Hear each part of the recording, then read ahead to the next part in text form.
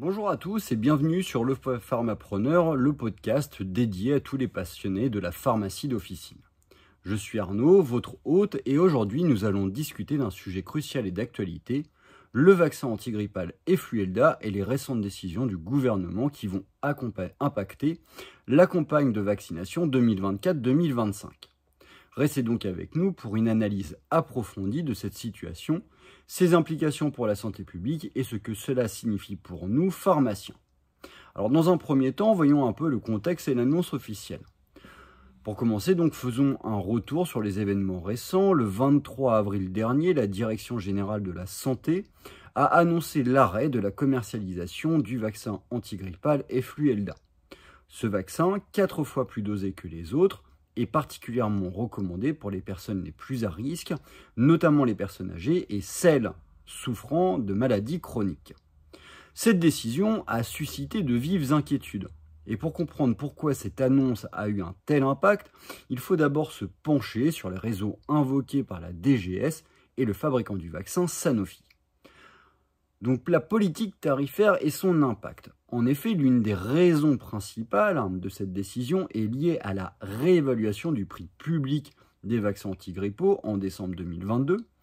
Par exemple, le prix du vaccin Vaxigripp Tetra est passé de 11,17 à 9,50. Cette réduction des prix a des répercussions directes sur la rentabilité de la production de vaccins plus coûteux comme l'Efluelda. Sanofi a donc expliqué que cette baisse des prix ne permet plus de couvrir les coûts de production et de distribution de l'Efluelda. Cette situation met en lumière un problème récurrent, la politique de fixation des prix des médicaments en France. Pour illustrer cette problématique, je vais citer Charles Wolf, directeur général France chez Sanofi, qui a exprimé sa déception face à cette situation. Selon lui, les conditions actuelles de fixation des prix en France ne permettent pas de maintenir la commercialisation de produits innovants et indispensables pour la santé publique. Alors, abordons ensuite l'impact industriel et économique. L'impact de cette décision ne se limite pas aux aspects financiers. Il y a aussi un enjeu industriel majeur. Sanofi, qui est un acteur clé de l'industrie pharmaceutique française, a investi plus de 250 millions d'euros pour moderniser ses sites de production en France. Cette décision de retirer Efluelda du marché français est une réponse à des conditions économiques jugées insoutenables. Charles Wolf a également souligné un point crucial, à savoir que la production de médicaments en France est essentielle pour garantir notre souveraineté sanitaire. Cette décision est une régression pour la santé publique et pourrait avoir des conséquences sur l'emploi et l'innovation en France. Il est important de comprendre que cette situation n'est pas unique. D'autres pays ont également été confrontés à des défis sanitaires. Par exemple, les États-Unis et certains pays européens ont mis en place des politiques de soutien à la production locale de médicaments pour éviter de telles situations. Alors, faisons une petite comparaison au niveau international. Pour donner un peu de perspective, donc, comparons comment d'autres pays gèrent la fixation des prix des médicaments. Aux États-Unis, par exemple, le gouvernement a mis en place des incitations fiscales et des subventions pour encourager la production locale.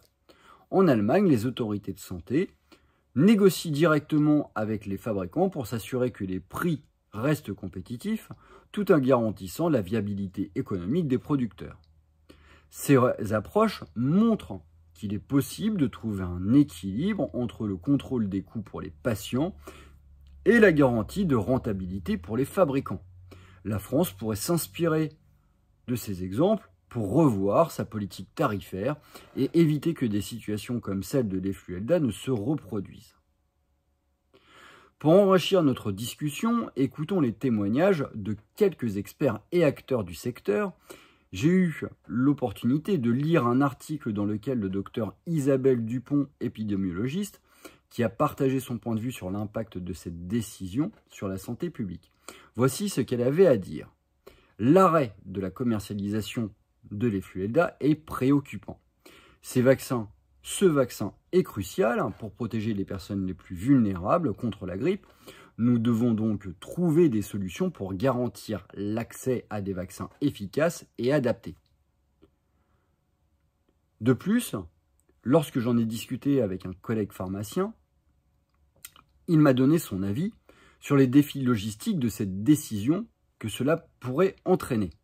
Car la disparition des flux ELDA complique la gestion des stocks et la planification des campagnes de vaccination. Les patients comptent sur nous, pharmaciens, pour leur fournir des vaccins sûrs et efficaces. Cette situation crée une certaine forme d'incertitude que nous devons et que nous devrons gérer au quotidien. Alors quelle est donc cette implication pour les pharmaciens? Pour nous, pharmaciens d'officine, cette décision a des implications directes. La gestion des stocks de vaccins sera plus complexe et nous devrons probablement faire face à une demande accrue pour les autres vaccins antigrippaux disponibles. Il est essentiel de bien informer nos patients sur les alternatives et les rassurer quant à l'efficacité des autres vaccins.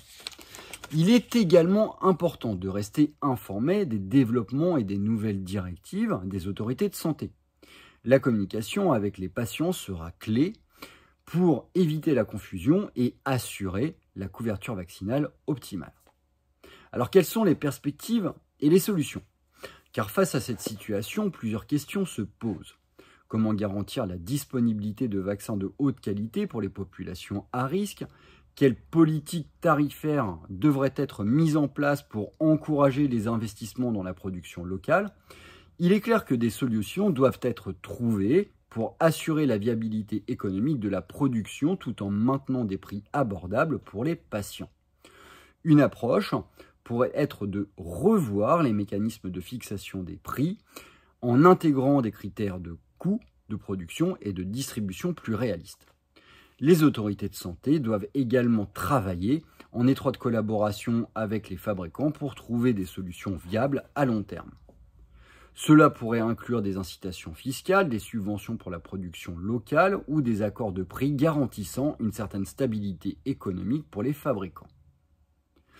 Voilà, c'est tout pour cet épisode de votre podcast Le Pharmapreneur. Cette situation autour du vaccin Influenza illustre parfaitement les défis actuels dans le domaine de la santé publique et de la politique pharmaceutique. Il est essentiel de continuer à discuter et à explorer les solutions pour assurer que tous les patients puissent avoir accès aux meilleurs soins possibles. Merci de nous avoir écoutés. Si vous avez des questions ou des commentaires, n'hésitez pas à les laisser sur notre page et à me contacter directement. À la prochaine fois pour un nouvel épisode de votre podcast Le Pharmapreneur.